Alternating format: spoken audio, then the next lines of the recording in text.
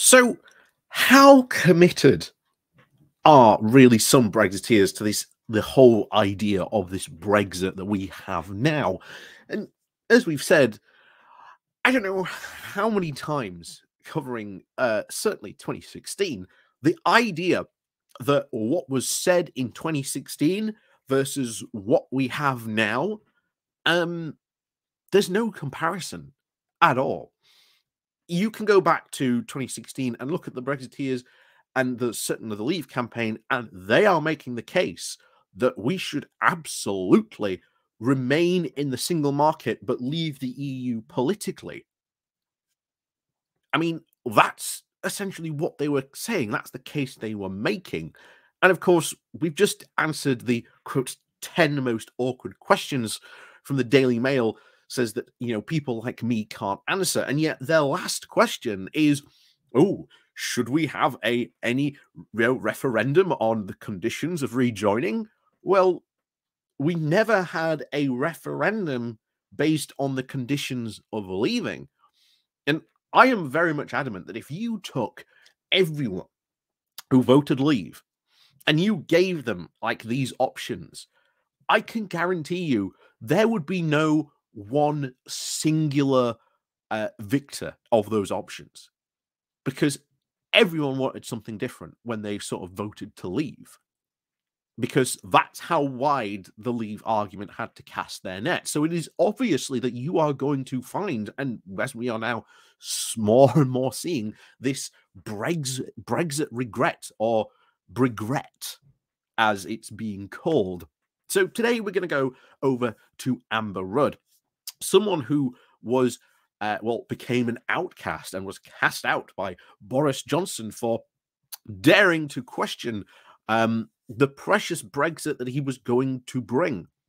But she's got some interesting comments about, again, people who are in the Conservative Party, who I've said multiple times that if we ever do sort of intend to sort of start that process of rejoining, this cannot just be a one party, issue. It has to be very, very much a multi-party push to do it. So reaching out to sort of those Conservatives who are rejoiners, who have regret and do regret their decision, is something that we rejoiners do have to do, especially if we are to achieve the goal of rejoining. So let's go diving into what Amber Rudd has to say about this and what experiences she's had over the past couple of years, because I think these are quite interesting. But before we go diving into that, please do remember to hit that like, share, and subscribe button. And of course, down below, there are links to my Patreon page and a donation link called Buy Me Coffee, where you can buy me coffee. And there's also, of course, the YouTube thank you button, and of course, the Pony Club down below as well. And of course, as always, please remember to ring that bell as well. And of course, let me know what you think down below in the comments as well. So, as always, let's crack on with this, shall we? So, this comes from The Standard with the title of "Some Brexiteers Will Admit the EU Exit Has Been a Disaster." So, former Home Secretary Amber Rudd has claimed that some Brexiteers, after a quote, drink or two, will admit that the decision to leave the EU has been a disaster. Mrs. Rudd, who stood down as an MP in 2019 amid the internal Tory party clashes over the handling of Brexit, also said she could not be in politics any longer because you have to be able to say Brexit is a success to be a spokesperson for the Conservative Party. In an interview with the Desperately Seeking Wisdom podcast hosted by the former Downing Street Communications chief, Sir Craig Oliver, Miss Rudd reflected on her career in politics and her decision to quit Parliament. She told the podcast that some former backers of Brexit now believe it has been a disaster. She said that in a quote, quiet moment, perhaps after they've had a drink or two, they will admit it's been a disaster. But of course, it wasn't the Brexit I wanted. What a surprise. The infamous phrase that I always hear from a lot of Brexiteers. This isn't the Brexit I voted for. I didn't want this. I wanted to stay in the single market customs union.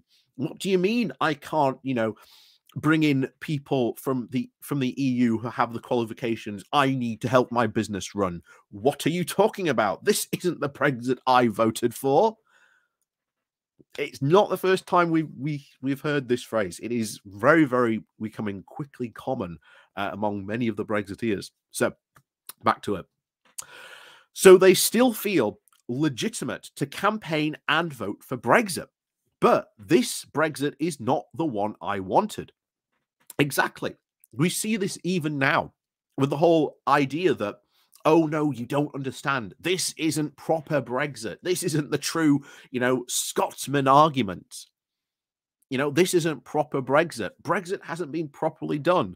And as we said, just a couple of days ago now, it's going exactly like you see the argument you see with hardcore communists who are like, no, you don't understand. Communism hasn't been tried properly yet because of, reasons. It's becoming exactly the same argument, except you replace communism with Brexit. Oh, no, you don't understand. Brexit hasn't been done properly, or it was never tried properly because they haven't Brexited hard enough. And we're going to see that probably in the upcoming general election. Certainly the Reform Party is going to run on that platform that Brexit hasn't been done properly. How successful that will be, we don't know. We'll have to find out when the time comes. But anyway, back to it. So the former senior Conservative, who was also Work and Pension Secretary until she dramatically quit Boris Johnson's cabinet in 2019, says that she feels abandoned by the party as far as those who can see the truth about Brexit is concerned. One of the reasons I'm not in politics and a lot of my colleagues aren't in politics anymore is because we can't get up and say Brexit is a success. You have to be able to say Brexit is a success to be a spokesperson for the Conservative Party. What a surprise. Exactly. That's the exact thing now. That's why so many people and you saw droves leave, certainly, and even thrown out by Boris Johnson. How dare you question Brexit? No.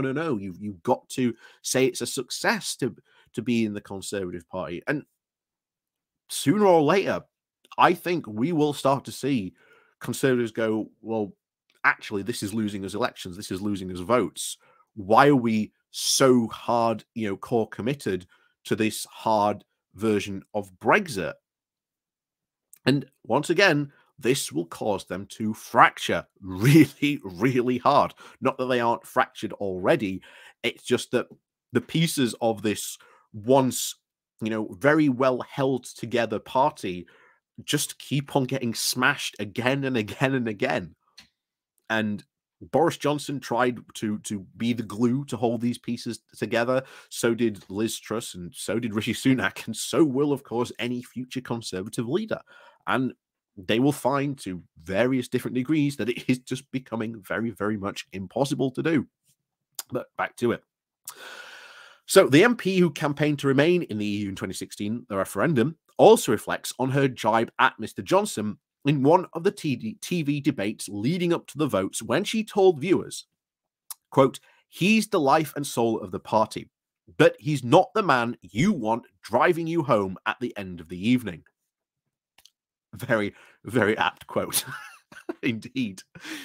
She also revealed that the remark which she had planned to deploy during the debate led to the then Foreign Secretary to offer her a lift home one day. When I did deliver it, I could hear a sharp intake of breath from the audience, who obviously thought I'd gone too far. But I think it landed for a good reason. It was, of course, a metaphor for Boris not being the person I wanted us to lead us into a referendum that was going to lead us out of the EU. I really don't think it did hurt Boris, because if it had, he perhaps would have put me in his cabinet, and we would have had a good working relationship when he was Foreign Secretary and I was the Home Secretary, or maybe he covered it up. But there was a time when we met, the two of us, and I was Home Secretary and he was Foreign Secretary. We had our meeting. There was lots of cars outside because we both had protected people. And of course, we came out and saying, come on, Amber, I'm going to give you a lift home. And I said, no, I'm sorry. I've changed my mind, Boris.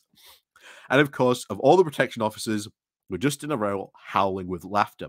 He obviously told them that he was going to say this. Come on, get in my car, hamming it up. It's all very funny. Mrs. Rudd, who resigned as Home Secretary as the Windrush scandal unfolded back in 2018, called it an egregious sin that the UK government had committed against quite a big cohort of people. So, yeah,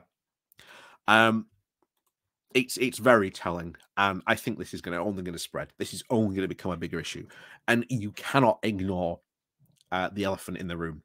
Even Rishi Sunak, desperate as he is, trying not to mention the whole Brexit question. But sooner or later, this will become another big issue in the Conservative Party. I mean, they can't ignore it, and they cannot go on ignoring it. They will have to address the problems that Brexit has created sooner or later. And especially at the next election, they cannot double down and say that they are the ones who got Brexit done, or we're going to get Brexit done even more, because Boris sort of used all that up in 2019. So they cannot run on that promise again. And I think this just goes to a far, far deeper problem in the Conservative Party, that they really have no idea the direction and policies and generally what they want to actually pursue, beyond some of them wanting this really hardcore version of Brexit, which we've explained before is the underpants gnome situation of of this whole thing. It's find underpants, steal underpants, question mark, profit. They haven't actually quite connected that what to do once they've stolen these underpants. They can't work it out, but they keep on stealing them in the hopes that one day they will eventually profit somehow. So as always, thank you very much for watching. Please do remember to hit that like, share and subscribe button. Of course, do remember to ring the bell so you get notifications about the channel as well. And of course, as always, guys and gals, we'll see you all next time.